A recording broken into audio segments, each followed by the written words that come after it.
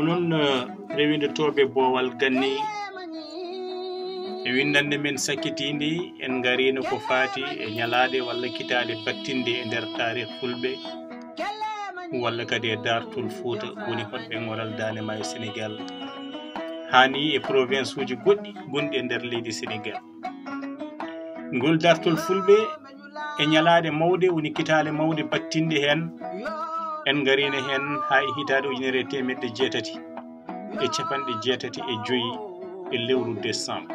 E on saha ina hawri e birnugol almami ɓundu hono Bocar Sada ina lomtimbo biyeteɗo Oumar Pendo hande noon e nder boowal ganni eɗen jiiɗi jokkude cuggi lewru janvier 1886 jehen ha hitade 1991 so tawi weli Allah sadaka ñalande yoɓe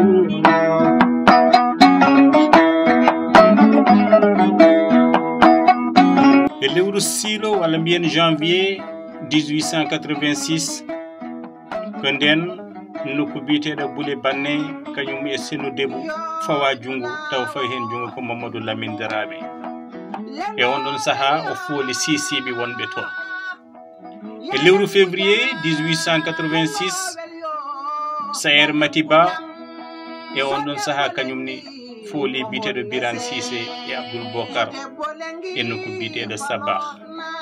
E lewru mars 1886 woni hitande polgu Mamadou Lamine Dramé e dow ɓe ganduɗa ɓe ko tubakoɓe France ɗum wanno koto wiyete Koungheul. kono noon Faraysinaɓe wonnoɓe toon fawino jungo kañumenne e Gunjuru e on saaha ɓe jaggi ɓesgu Mamadou Lamine Dramé wonnoɓe toon ɓe daki ɗumen. E lewru mai 1886 Broslar e nder lappol ngol waɗanno e Fouta hawriti walla fottiti e Abdoul Bocar Kane e nokku biyeteɗo Dembankane. E lewru juin 1886 ina siftina en polgo Bourba Jolof hono Albouri e dow Dambel Sambe Lawbe ɗum ɗon ko hari wannode do Guille woni la bataille de Guille. E lewru juillet 1886 Mamadou Lamine Dramé kadi heɓi polgu te kadi yoɓi fittandu almami ɓundu biyeteɗo Oumar Penda lomtinoɗo jinnaɗo mum ɗum waɗi koye nokku biyeteɗo Fissa. E lewru août 1886 Sada Hammadi Sada keynum Abdoul Bocar kono kadi ɓi bamum Oumar Penda fiila almami to ɓundu. Lewru octobre 1886 hawri e Maydele Damel Samba Lawbe kañum e Lat Dior Ngoner Latir. ɗum wanno ko caggal fitinaji walla hareji bannoɗi to Tivaouane e haare wannode to Dekhle wonande Lat Dior ɓe. E lewru décembre 1886 Galiyene riwti Mamadou Lamine Dramé e kono mum ummade banggue worgo woni to ɓundu. E lewru avril 1887 Babali Halwar on ɗon ko général wonno e kono Amadou Saykou fooli biyeteɗo Souhaybou on ɗon ko ɓi Mamadou Lamine Dramé ɗum wonno koto wiyete Guuri. ɗum waɗi koye sahande on ɗon taccata maayo o jagga o foola kono kadi o dumba to taw dombingo tubakoɓe leydi France mbarimo koto Bakel. E lewru mai 1887 woni jangu RIP taw ko Faraysinaɓe mbaɗi ɗum e on ɗon saaha ɓe mbaɗi cifodiral ɓe pawi jungo mabɓe e Nioro. Sayer Mati riwa yalti nokkuji ɗi cifodiral waɗa to wiyete Guuri hakkude tubakoɓe wonnoɓe Ndar kañum e Ahmadou Cheikhou. E lewru juillet 1887 woni keppugol Nete Boulou hepti ɗum ko Mamadou Lamine Dramé. E lewru août 1887 Ismaïla Siley itta e gardogol chef de canton Yirlaɓe Pété e on saaha o jooɗoyi Mbumbo. E lewru décembre 1887 piɓodiral waɗi walla haɓɓere waɗi hakkude koninkoɓe leydi France haa ɓe pooli ɓe mbari Mamadou Lamine Dramé e nokku biyeteɗo Toubacouta. E lewru mars 1888 commandant gonnoɗo poste Saldé ne wiye Aliis fottite to ɓokki Diawe e jagorgal Abdoul Bokar. Ɗum woni sababu ha jiitondiral waɗi e pottitel waɗi tokkoli tekke hakkunde Abdoul Bokar Kane e Ibra Almami. E lewru mai 1888 pottital gongal kadi waɗi hakkunde Galiyene e Abdoul Bokar Kane. E lewru juin 1888 Almami Sada Hammadi Sy mbo ɓundu itta taw ittima ko tubakoɓe Farayse ɓe joƴƴini ɓiba makko goɗɗo ene wiyete Ousmane Gassi, on ɗon ko ɓi Bocar Sada. E on saha to RIP Farayse naɓe wonnoɓe toon jaggi ceernajo biteɗo Birane Cissé caggal mum jaltini ɗum nokku o. E lewru août 1888 Mamadou Abdoul Bokar kañum e Isaka Hammadi Sy e nder jillu walla lappol ngol mbaɗanno mbaɗi lappol e ngoral Dande Maayo Gombe.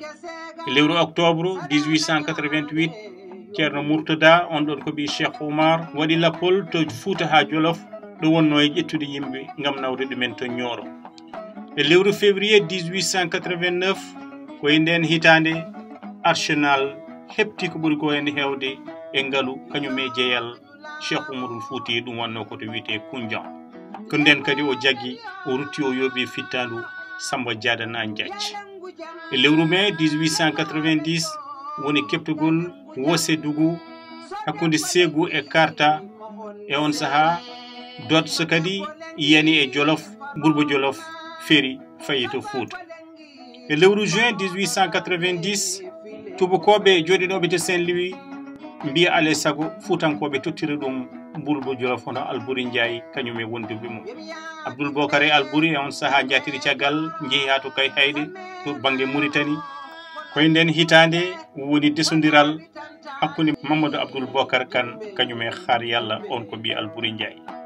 E lewru août hitande ujunere temedde jeetati e capanɗe jeenayyi woni bombardement, woni jangu walla duppal kay hayde taw ko koninkoɓe leydi France ndewi ɗo. ɓe keeɓi wuro ngo ɓe mahi toon kadi fort woni tufde mabɓe ha e tuɗɗude mabɓe. E on ɗon saha ko ɓuri ko hen hewde e Jolof naaɓe jaggama toon, woodi Jolof naaɓe hewɓe ƴettaɓe jantina e kono tubakoɓe. Koye nden hitande kadi Abel Jandeer dari ngam yuɓɓitinde province mo Toro.